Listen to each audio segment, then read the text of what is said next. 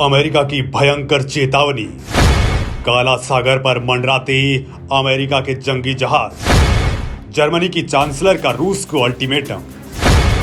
NATO forces और पूरे यूरोपीय फोर्सेस की धमकी।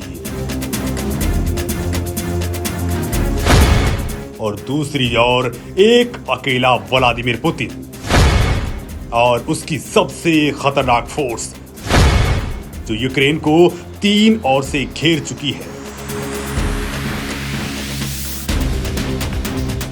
दोस्तों, तय ऐसा हो गया कि अब तीसरा विश्व युद्ध होकर रहेगा, क्योंकि यूक्रेन के समर्थन में अमेरिकी और यूरोपीय महाशक्तियां नेटो गठबंधन में शामिल दुनिया के 35 देशों के खिलाफ, लेकिन 35 देशों के मुकाबले के लिए 2 लाख रूसी सैनिक, अजय हाइपरसोनिक मिसाइलें, BMPT-72 terminator tank, यूरन 9 T-40 आर्माटा tank और स्टील्थ और महाविनाशक ड्रोन। दोस्तों, ये वो ताकत है जो तीसरे विश्व युद्ध का खाका खींच चुकी है और रूस और यूक्रेन के तनाव ने पूरी दुनिया में इसके चलते हलचल हिला दी है। वैसे भी दोस्तों, रूस और यूक्रेन के बीच 2014 के बाद से ही संघर्ष दनादन चल रहा है और इस उल्लंघन में अब तक 15,000 से ज्यादा लोग मारे जा चुके हैं। और इसके बाद क्रीमिया, डोनेस्क और लुहांस्क इलाकों में रूसी सेना के समंदर की तैनाती की कीमत पूरी दुनिया भुगत सकती है। अब भी डिफेंस एक्सपर्ट दोस्तों मानते हैं कि पूरी दुनिया और खास तौर पर यूरोप के लिए अब हर पल बेहद खास गुजरने वाला है, बहुत भारी गुजरने वाला है, क्योंकि दोस्तों अभी जो लग रहा है वो थोड़ी सी ढील है। रूस की सेना अब भी हजारों सैनिकों, मिसाइलों और टैंकों के साथ पूर्वी यूरोप में सैन्य घेराबंदी किए हुए है। रूस और अमेरिका की अदावत दुनिया के लिए वैसे नई बात नहीं है।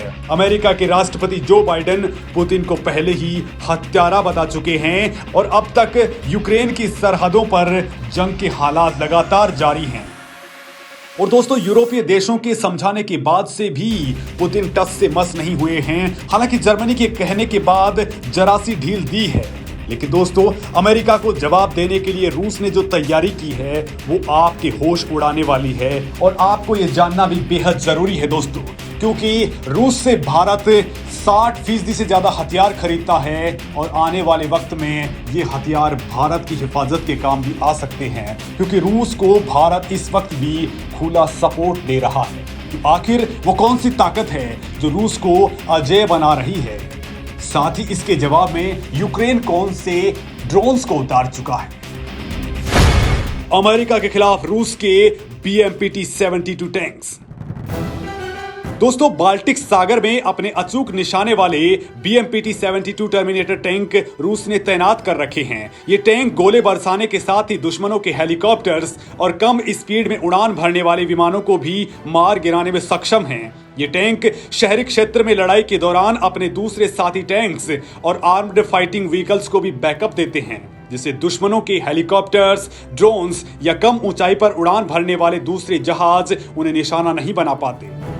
इतना ही नहीं दोस्तों, रूस यूक्रेन के खिलाफ मैदान में यूरन 9 रोबोटिक टैंक्स को भी उतार चुका है। ये टैंक्स खुद ब खुद दुश्मन का शिकार करने में महारत रखते हैं और इनके अंदर किसी सोल्जर को बैठाने की जरूरत भी नहीं पड़ती है। यूरन 9 टैंक्स को ऑपरेट करने वाले गनर इससे कई किलोमीटर दूर बैठकर ही दुश्मनों को जहन्नुम का टिकट काट देते हैं। दोस्तों, इन टैंक्स के साथ ही रूस ने T-14 आर्माटा टैंक भी यूक्रेन और नेटो फोर्सेस के खिलाफ मैदान में उतारे हुए हैं। किलिंग मशीन कहे जाने वाले T-14 के फाइटर कंट्रोल सिस्टम में एक डिजिटल कैटलॉग होता है। इन कैटलॉग के जरिए आर्माटा टैंक दुश्मनों के टैंक, बख्तरबंद गाड़ियों और हेलीकॉप्टर्स के स्पेशल सिग्नेचर का पता लगा लेते हैं। यानी आर्टिफिशियल इंटेलिजेंस के जरिए ये टैंक खुद ब खुद अपने लक्ष्य को खोज ही लेते हैं। दोस्तों, रूसी मीडिया का तो यहां तक दावा है कि ऐसी क्षमता वाला दूसरा कोई भी टैंक किसी भी देश के पास नहीं है। इतना ही नहीं दोस्तों, यूक्रेन के खिलाफ रूस ने अपने पायलट रहित ड्रोन ऑक्टोनिक को भी मैदान में उतार रखा है। रूसी भाषा में इसका मतलब होता है शिकारी। ये ड्रोन्स 1000 किलोमीटर प्रति घंटे की रफ्तार से उड़ान भर सकते हैं और एक ही बार में 5000 किलोमीटर की दूरी तय कर सकते हैं। इतना ही नहीं, ये ड्रोन 2000 किलोग्राम तक भारी गाइडेड और अनगाइडेड मिसाइलें भी ढो सकते हैं और एक इशारा मिलते ही यूक्रेन पर तबाही बरपा सकते हैं। रूस ने उतारा गेम चेंजर ड्रोन। दोस्तों, यूक्रेन से सीमा पर विवाद बढ़ने पर रूस ने ओरियन फाइटर ड्रोन्स भी उतार दिए हैं। ये ड्रोन हवा से हवा में गोलाबारी करने से लेकर कई तरह के टारगेट्स को हिट कर सकते हैं। ये ड्रोन इलेक्ट्रो ऑप्टिकल और इंफ्रारेड कैमरों से लैस हैं और इसे जमीन पर एक पायलट द्वारा कंट्रोल किया जा सकता है। दोस्तों इस ड्रोन में गाइडेड ग्लाइडिंग एरियल बॉम्ब्स में शामिल हैं। ड्रोन हवा से सतह पर मार करने वाली 4 मिसाइलों को ले जाने में सक्षम है, जो 200 किलोमीटर प्रति घंटे की रफ्तार से अपने 7.5 किलोमीटर तक की ऊंचाई पर काम कर सकते हैं। दोस्तों, ये ड्रोन 250 किलोग्राम का लड़ाकू पेलोड ले जा सकते हैं। खुद रूसी राष्ट्रपति पुतिन ने कहा है कि उनकी सेना के पास पहले से ही 2000 से ज्यादा ड्रोन्स हैं और ओरियन जैसे ड्रोन्स आर्टिफिशियल इंटेलिजेंस से लैस हैं। हालांकि दोस्तों, रूस से बचाव के लिए यूक्रेन ने भी अपनी सभी तैयारियां तेज कर दी हैं। यूक्रेन ने उतारा महाविनाशक हथियार। दोस्तों, यूक्रेनी सेना ने पनिशर स्टेल्थ ड्रोन को पेश कर दिया है और इसकी घातक मारक क्षमता को दिखाया है। सैन्य इंजीनियरों द्वारा इस खास ड्रोन को कड़ी मेहनत के बाद तैयार किया गया है। ये रूस की नजरों से बच निकलने में भी माहिर है। पनिशर स्टील्थ ड्रोन्स 3 विस्फोटक बमों को एक साथ लेकर के जा सकता है, जो 50 मीटर के दायरे में सैनिकों और दुश्मन के वाहनों को नेस्तनाबूद करने का मादा रखता है। सेना ने इन ड्रोन्स को 1300 फीट की ऊंचाई पर कई घंटों तक उड़ाया है। दोस्तों, इस दौरान ये दुश्मन के पास से 30 मील दूर मौजूद थे और जमीन पर से एक पायलट द्वारा लैपटॉप के जरिए ऑपरेट किए जा रहे थे।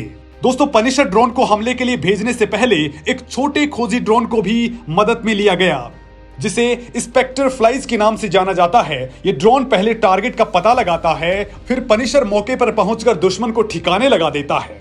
इस ड्रोन की रफ्तार 125 मील प्रति घंटा है और इसकी कीमत करीब 1.5 करोड़ रुपए आती है। इसकी सबसे बड़ी खासियत तो ये है कि ये बिना किसी शोर के ऑपरेट किया जा सकता है और आसानी से नजर भी नहीं आता। ये बेहद छोटा है और हल्का है, जिसके चलते रडार की पकड़ में भी नहीं आता।